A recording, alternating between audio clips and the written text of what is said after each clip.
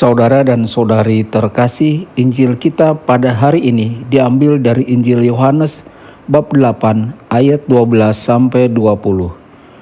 Maka Yesus berkata pula kepada orang banyak, katanya, "Akulah terang dunia. Barang siapa mengikut aku, ia tidak akan berjalan dalam kegelapan, melainkan ia akan mempunyai terang hidup." Kata orang-orang Farisi kepadanya, "Engkau bersaksi tentang dirimu, kesaksianmu tidak benar." Jawab Yesus kepada mereka, katanya, "Biarpun aku bersaksi tentang diriku sendiri, namun kesaksianku itu benar.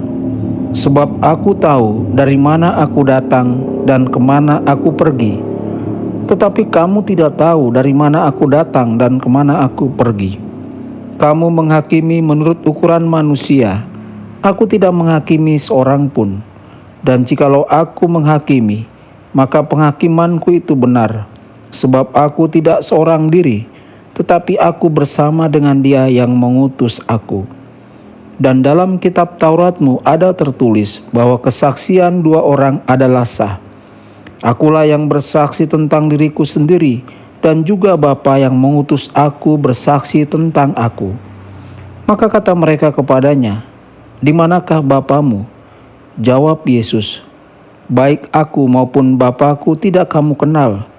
Jikalau sekiranya kamu mengenal aku, kamu mengenal juga Bapakku." Kata-kata itu dikatakan Yesus dekat perbendaharaan, waktu ia mengajar di dalam bait Allah.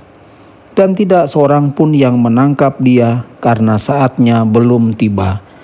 Demikianlah sabda Tuhan. Terpujilah Kristus.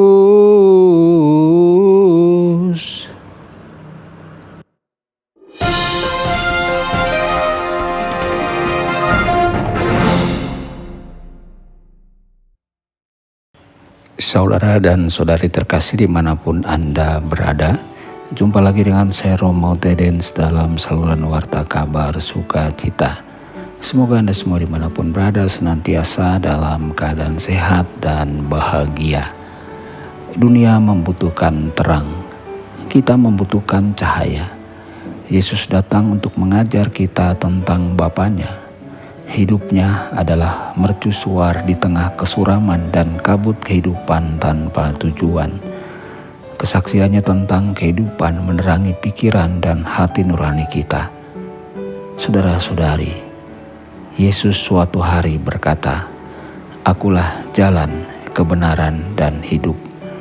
Akulah jalan menuju Bapa." Semua ciptaan menjadi kudus melalui sabda Bapa.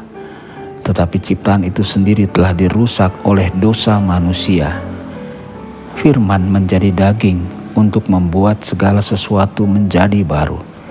Karena itu semua ciptaan harus melewati Yesus jika ingin mencapai titik perhentiannya di rumah Bapa. Akulah kebenaran tentang Tuhan dan manusia. Pandanglah aku, renungkanlah hidupku, dan kamu akan menemukan makna, tujuan, dan nilai tak terbatas dari hidupmu sendiri. Dari aku kamu akan belajar bagaimana berperilaku dengan benar dalam hubungannya dengan Bapa dan sesamamu. Saudara-saudari, kebenaran memberi terang pada hati nurani kita, terutama pada saat-saat pengambilan keputusan yang sulit secara moral. Akulah kehidupan itu sendiri, sumber dari kehidupan alami dan supernatural, dan hidup ini menjadi terang manusia. Saudara-saudari terkasih, siapapun yang mengikutiku tidak akan berjalan dalam kegelapan, tetapi akan memiliki terang kehidupan. Itulah yang dikatakan Tuhan Yesus. Ada saat-saat ketika pernyataan ini tampaknya sama sekali tidak benar.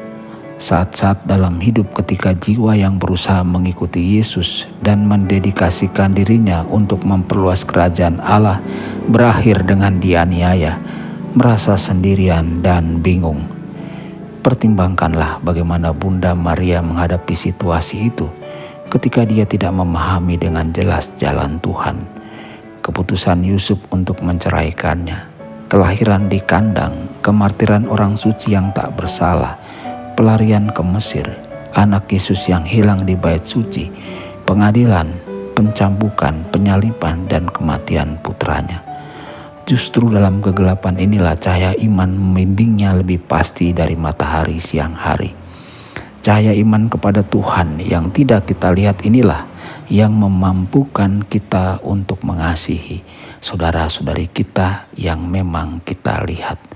Saudara-saudari, terang iman inilah yang memungkinkan kita untuk memahami kehadiran ilahi dan manusiawi Tuhan kita dalam hostia yang disucikan. Cahaya iman inilah yang memungkinkan kita menemukan gambar Tuhan dalam diri setiap orang dari saat pembuahan hingga tarikan nafas terakhir, terlepas dari ras, keyakinan, kemampuan fisik, atau mental. Iman yang sejati mengubah seluruh hidup kita, bahkan ketika dihadapkan dengan kesendirian yang paling dalam, penyakit yang paling kejam, rasa sakit moral yang paling pahit, jiwa yang percaya dan hidup sesuai dengan iman merasa sangat bahagia. Ia tahu bahwa dengan penderitaannya ia menunjukkan kasihnya kepada Allah. Saudara-saudari terkasih, kita mengetahui dari mana kita berasal dan kemana kita akan pergi. Injil Yohanes menekankan identitas total antara Bapa dan Anak. Yesus tidak tersandung pada identitasnya, juga tidak kebetulan ditangkap dan disalibkan. Meskipun Yesus dalam rupa Allah, namun Yesus merendahkan dirinya dan mengambil rupa seorang hamba, agar kita dapat memiliki hidup dan memilikinya sepenuhnya. Yesus datang untuk menyerahkan nyawanya, agar dia dapat mematikan sifat keberdosaan kita dan mengangkat kita kembali dalam kehidupannya yang baru. Saudara-saudari, seperti yang dikatakan Santo Irenaeus, ia merekapitulasi segala sesuatu dalam dirinya. Pengetahuan diri sepenuhnya tentang siapa dia mengungkapkan kepada kita kebebasan cintanya yang tak terbatas, cinta yang menjiwai setiap tindakannya, terutama kematiannya di kayu salib. Mati adalah alasannya untuk hidup. Saudara-saudari, semoga kita menjadi cahaya iman dan mencari Tuhan dengan murah hati dan tulus, sehingga bersatu dengan Tuhan kita juga bisa menjadi terang, garam, dan ragi bagi mereka yang kita temui hari ini. Tuhan Yesus memberkati dan menyertai Anda semua. Sabda Allah adalah kebenaran. Sabda Allah adalah kehidupan. Mari kita mencintainya, mari kita menghayatinya. Ya Tuhan yang ku muliakan,